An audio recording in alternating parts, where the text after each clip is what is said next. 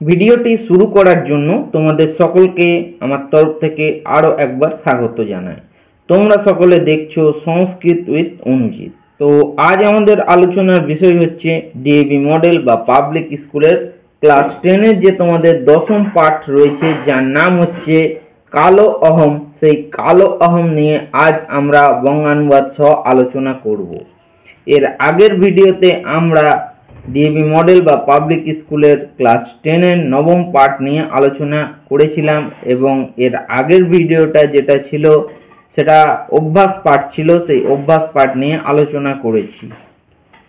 তো এখনো পর্যন্ত যারা সেই ভিডিওটি দেখে উঠতে পারোনি তারা আমাদের চ্যানেলে গিয়ে সেই ভিডিওটি দেখে নিতে পারো। এবং মূল ভিডিওতে যাওয়ার আগে প্রত্যেকবারের মতো তোমাদের সকলের উদ্দেশ্যে আমার একটি রিকোয়েস্ট, ভিডিওগুলো দেখার পাশাপাশি তোমরা একটি শেয়ার করতে ভুলো না, এবং যারা এখনো পর্যন্ত আমাদের চ্যানেলটি সাবস্ক্রাইব করে ওঠার সুযোগ পাওনি তারা সাবস্ক্রাইব বাটনটি প্রেস করে চ্যানেলটির পাশে থাকতে ভুলো না। সাবস্ক্রাইব করলে কি হয়, সাবস্ক্রাইব করলে আমি আরও একটু মোটিভেট হই এবং তোমরাও এই চ্যানেলের মাধ্যমে হেল্পফুল এডুকেশন পারপাস ভিডিও পেয়ে থাকো। যারা অলরেডি আমাদের চ্যানেলটি সাবস্ক্রাইব করে রেখেছো তাদেরকে জানাই আরও একবার অসংখ্য ধন্যবাদ। তাহলে চলো আমরা সরাসরি মূল টপিকের দিকে এগিয়ে যাই। তাহলে লেখা আছে দশম পাঠ, মানে দশম পাঠ, যার নাম হচ্ছে কালো আহম, মানে কাল অর্থাৎ সময়, দি টাইম, অহম মানে আমি হচ্ছে সময়। তো এটা দেখো একটা ছবি দেওয়া রয়েছে, সেটা তোমরা দেখে কিছুটা অনুমান করতে পারবে যে এই পড়াটা তোমাদের হতে চলেছে যে উড়িষ্যা রাজ্য আছে, উড়িষ্যা রাজ্যের কিন্তু তোমাদের কোণারক নামে, পুরী গেলে যে কোণারকের যে সান টেম্পল সূর্য মন্দির আছে, সেই সূর্য মন্দিরের কিন্তু একটা হুইল অর্থাৎ চাকার কিন্তু এই ছবিটা দেওয়া রয়েছে। তাহলে কিন্তু এবারে আমরা মূল পাঠ যেটা রয়েছে তোমাদের পড়াটা সেটা আমি পড়ছি, তোমরা দেখো বুঝতে পারবে।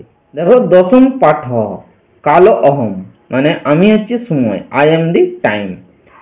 কোণারক দেবালয়স্য প্রাঙ্গণম, উড়িষ্যা রাজ্যের যে কোণারকের যে সান টেম্পল আছে সেই মন্দিরের কথা বলা হচ্ছে। তো প্রথমেই বলছে সেই কোণারক মন্দিরের একটি মাঠ। কেচন বালকাহ বালিকাশ্চ মন্ত্রমুগ্ধাহ দেবালয়ং দৃষ্টবা পরস্পরং বার্তালাপং কুর্বন্তি। কিছু বালক বালিকারা মন্ত্রমুগ্ধ হয়ে মন্দিরটি দেখতে দেখতে তারা নিজেদের মধ্যে কিন্তু কিছু কথাবার্তা বলছিল। তখন সবিতা নামে একজন স্টুডেন্ট বলছে। তো এখানে দেখো যত স্টুডেন্টের নাম রয়েছে সেই স্টুডেন্টের নামগুলো যদি লক্ষ্য করে দেখো প্রত্যেকটাই কিন্তু সূর্যের সমার্থক শব্দ, মানে synonym, the synonym of the sun, ঠিক আছে। তো সবিতা তখন বলছে অহভব্য বিশাল দেবালয়, বলছে আহা, বলছে খুবই ভাবার মতো জিনিস, বিশাল বলছে মন্দির প্রাঙ্গণ, মানে মন্দিরটা বলছে বিশাল। তখন রবি নামে একজন স্টুডেন্ট বলছে ওই কিময়ং দেবালয় রথবা, বলছে কিম অয়ং দেবালয় রথবা, বলছে আরে, বলছে এটা কি মন্দির কোনো, দেবালয় মানে মন্দির, না কোনো রথ, বলছে এটা দেবালয় অর্থাৎ এটা কোনো মন্দির না এটা কোনো রথ। সহস্রাংশু, তখন সহস্রাংশু নামে একটা স্টুডেন্ট বলছে অয়ং তু কোণারক সূর্যস্য রথঃ, বলছে এটা তো কোণারক, বলছে এটাকে বলা হচ্ছে সূর্যের রথ, ঠিক আছে। তখন প্রভা বলছে কোণারকস্য কো অর্থ, বলছে কোণারক এই শব্দটার অর্থ কি, বা what is the meaning of Konark.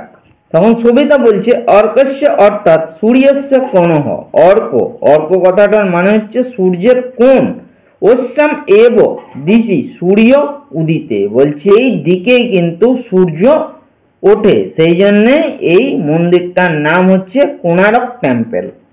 তখন দিবাকর বলছে গণইদ্বা, গুণে বলছে অস্মিন রথে তু দ্বাদশ চক্রাণী, বলছে এই রথের মধ্যে, মানে গোটাটা যে রথ আছে মন্দির প্রাঙ্গণটা যদি তোমরা দেখো তাহলে দেখতে পাবে সেই মন্দিরটার মধ্যে বা সেই রথটার মধ্যে কিন্তু দ্বাদশ মানে 12 হুইল আছে, অর্থাৎ 12টি চক্র কিন্তু আছে, অর্থাৎ 12টি চাকা আছে, ঠিক আছে। তখন সূর্য বলছে পশ্য পশ্য প্রথম উৎকীর্ণম বর্ততে প্রত্যেকম চক্রম, বলছে দেখো দেখো কেমন ভাবে খুব ভালোভাবে কিন্তু উৎকীর্ণ অর্থাৎ খোদাই করে আঁকা রয়েছে কিন্তু প্রত্যেকটা চক্র।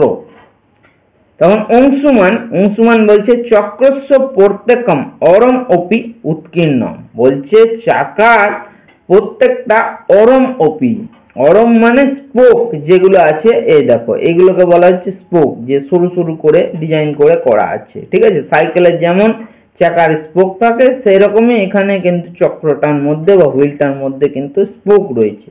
বলছে সেই প্রত্যেকটা স্পোকও কিন্তু আঁকা রয়েছে খুব ভালোভাবে।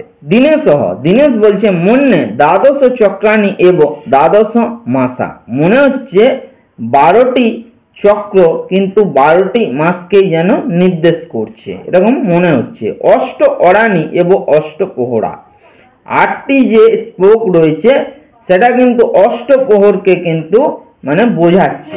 অষ্টপ্রহর মানে কি, তোমরা এখন স্কুল যাও, ধরো 11টা থেকে বেশিরভাগ স্কুল হয়, তো সেই স্কুলের টিফিন পিরিয়ডে ধরো তোমাদের ছুটি হয়ে গেল, সেটা কিন্তু তোমাদের হাফ বেলা হলো, সেটাকে কিন্তু এখানে অষ্টপ্রহর বলা হচ্ছে। মানে ফুল ডেটা হলো না, হাফ ডে হয়ে ক্লাস হয়ে ছুটি হয়ে গেল। তখন কি বলছে অংশুমালি তখন বলছে ওহ বিজ্ঞানময়ী এসা কল্পনা, আহা বিজ্ঞানময় এই কল্পনাটা, বলছে এই কল্পনাটা কিন্তু খুবই কিন্তু বিজ্ঞানসম্মত। অস্মাকম কাল গণনায় আধারেস্য সূর্যস্য অদ্ভুত রচনা, বলছে আমাদের কাল গণনার অর্থাৎ সময় গণনার আধার, অর্থাৎ সময় গণনা কাকে করা হয় না, সূর্যস্য আধারস্য, মানে আমাদের সময়কে অর্থাৎ কালকে বা টাইমকে যে আমরা গণনা করি সেটা সূর্যকেই কিন্তু আশ্রয় করে করা হয়। তো সেই রকমই কিন্তু এটা একটা অদ্ভুত রচনা, মানে অদ্ভুত সৃষ্টি, যে সূর্যর যে ছায়া পড়ে এটা কি হয়, এটা যারা দেখতে জানে ঠিক পুরোটা যে শেড পড়ে, ছায়া পড়ে, ঠিক আছে, সূর্যের যে ছায়াটা পড়ে সেটার মাধ্যমে কিন্তু যারা জানে তারা কিন্তু কাল গণনা করে থাকে।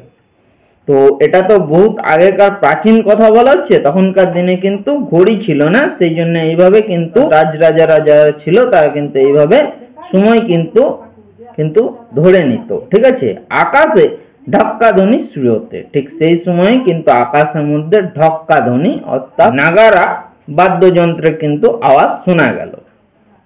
সর্বে আশ্চর্য চকিতা ইতস্ততঃ পশ্যন্তি, বলছে সবাই কিন্তু আশ্চর্য হয়ে এদিক ওদিক দেখতে লাগলো। মন্দিরেস্য প্রাচীনেভ্য পাষাণেভ্য গভীরা ধ্বনি ভবতি, বলছে মন্দিরের পুরনো পাষাণেভ্য পাথরগুলির কিন্তু একটা গম্ভীর আওয়াজ শোনা যাচ্ছে। সর্বে সবাই বলছে ওহো সিনুত, আহা শোনো এতে পাষাণাহা কিমপি বক্তুম কামা এব, বলছে এই পাথরগুলি যেন কিছু আমাদেরকে বলতে চাইছে, মানে এই পাথরগুলো কোনো না কোনো বক্তব্য রয়েছে। তখন কালহ বলছে শ্রুয়তাম, ঠিক আছে, কাল অর্থাৎ সময় তখন বলছে, এখানে সময়ই হচ্ছে মেন। ঠিক আছে, তখন সময় বলছে শুনছি কাল অহম, আই এম দি টাইম, ঠিক আছে, আমি হচ্ছে সময়। এবারে দেখো মূল পাঠ্যাংশটা শুরু হচ্ছে। তাহলে দেখো দশম পাঠ কাল অহম, তাহলে কি হচ্ছে কাল অহম, আমি হচ্ছে সময়, আই এম দি টাইম। অহং খলু কালহ, বলছে আমি নিশ্চয়ই অবশ্যই সময়। বিশ্বস্য আত্মাহম, বলছে বিশ্বের গোটা ওয়ার্ল্ডের কিন্তু আমি হচ্ছে মূল আত্মা, সোল। কলয়ামি গণয়ামি ইয়াগতঃ আয়ু প্রমাণম, বলছে কালয়ামি গণয়ামি, বলছে আমি কিন্তু কাল গণনা করি অর্থাৎ সময় গণনা করি। ইয়তঃ আয়ু প্রমাণম, বলছে জগতের কিন্তু আমি হচ্ছি আয়ু, মানে কি মানুষের আয়ুটা কিন্তু সময়ের সঙ্গে একটা মানে সাপেক্ষতাকে, অর্থাৎ আমরা কি বলি যে এই মানুষটার আয়ু আর বেশি দিন নেই, বা কাউকে বলা হয় যে এর আয়ু এখন বহুত দিন আছে, তো সেটা কি একটা সময় ব্যাপী আমরা কিন্তু এটাকে গণনা করে হিসাব করে বলি। সততম চক্রবৎ পরিবর্তমানঃ ভূতং বর্তমানং ভবিষ্যৎ অপি চ বিক্ষমানঃ अहम एवं साक्षी जगतः उत्पत्ति विकासस्य प्रलयस्य च, তাহলে কি বলছে সততং চক্রবৎ পরিবর্তমানঃ, বলছে সব সময় চাকা যেমন ঘোরে সেই চাকার মতনও কিন্তু সময়ও কিন্তু পরিবর্তনশীল অর্থাৎ পরিবর্তন হয়। ভূতং বর্তমানং ভবিষ্যৎ ওপি, এটা বাংলা হবে ভবিষ্যৎ ওপি থেকে হচ্ছে ভবিষ্যৎ ওপি চ বিক্ষমানঃ, বলছে ভূত, ভবিষ্যৎ এবং বর্তমান তিনটেই, মানে প্রেজেন্ট পাস্ট ফিউচার তিনটেই কিন্তু, এই তিনটেরই কিন্তু সাক্ষী হচ্ছে আমি। ঠিক আছে।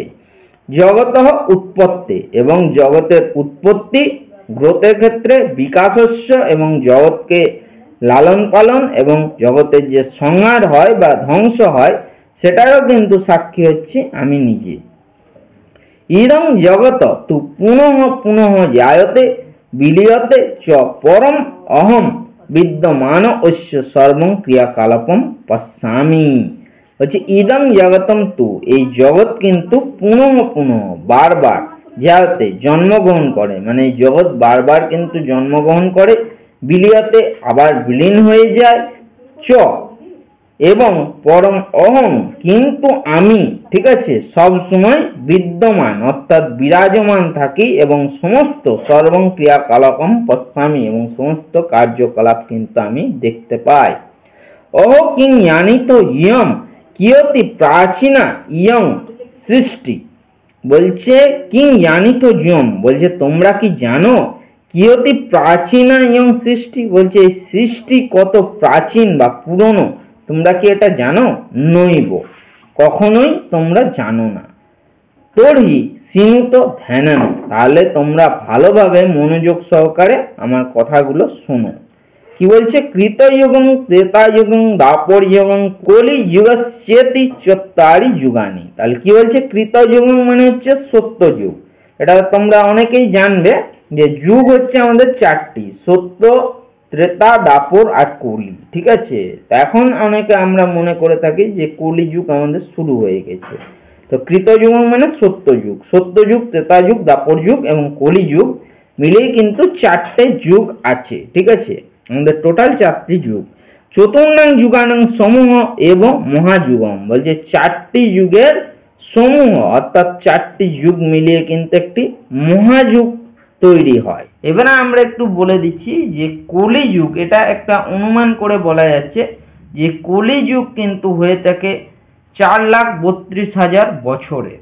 তারপরে দাপর যুগ, দাপর যুগ হয়ে থাকে আরো 4,32,000 যদি যোগ করা হয় তাহলে টোটাল হয় 8,64,000 বছরের। তারপরে আসে ত্রেতা যুগ, ত্রেতা যুগের আরো যদি সেই দাপর যুগের সঙ্গে 4,32,000 বর্ষ বা বছর যোগ করা হয় তাহলে ত্রেতা যুগ হয় টোটাল 12,96,000 বছরের।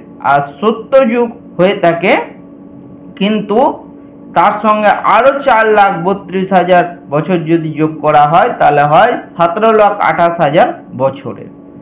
তো মহাযুগ কাকে বলা হচ্ছে? এই কলিযুগ যেটা হয় 4,32,000 বছরের, দাপর যুগ হয় 8,64,000 বছরের, ত্রেতা যুগ হয় 12,96,000 বছরের এবং সত্য যুগ হয় 17,28,000 বছরের। তো এই চারটে যুগ যদি একসঙ্গে যোগ করা হয় যত যত বছর, তাহলে টোটাল দাঁড়াবে, দেখবে যদি অ্যাডিশন করো তাহলে টোটাল হবে 43,20,000 বছরের, মানে 43,20,000 ইয়ার্স। এটা টোটাল মিলিয়ে কিন্তু মহাযুগ হয়, এক মহাযুগ সেটাকে বলা হয়। এক সপ্ততি মহাযুগানাম একং মন্বন্তরম, এক সপ্ততি মহাযুগানাম মানে 71, 71 যুগ মিলিয়ে কিন্তু এক মন্বন্তর হয়। চতুর্দশ মন্বন্তরানাম সমূহ কল্প, চতুর্দশ মন্বন্তরানাম মানে হচ্ছে 14 মন্বন্তর এর সমূহ, অর্থাৎ একসঙ্গে 14 মন্বন্তরকে সমূহ করলে এক কল্প হয়। একহ কল্প এব ব্রহ্মণঃ একং দিনং মন্যতে, বলছে এক কল্পকে কিন্তু ব্রহ্মার একটি দিন বলে মনে করা হয়। ব্রহ্মণ আয়ুহ শতং বর্ষানি, ব্রহ্মার আয়ু কিন্তু এইভাবে কিন্তু 100 বছর অর্থাৎ 100 বছর মনে করা হয়।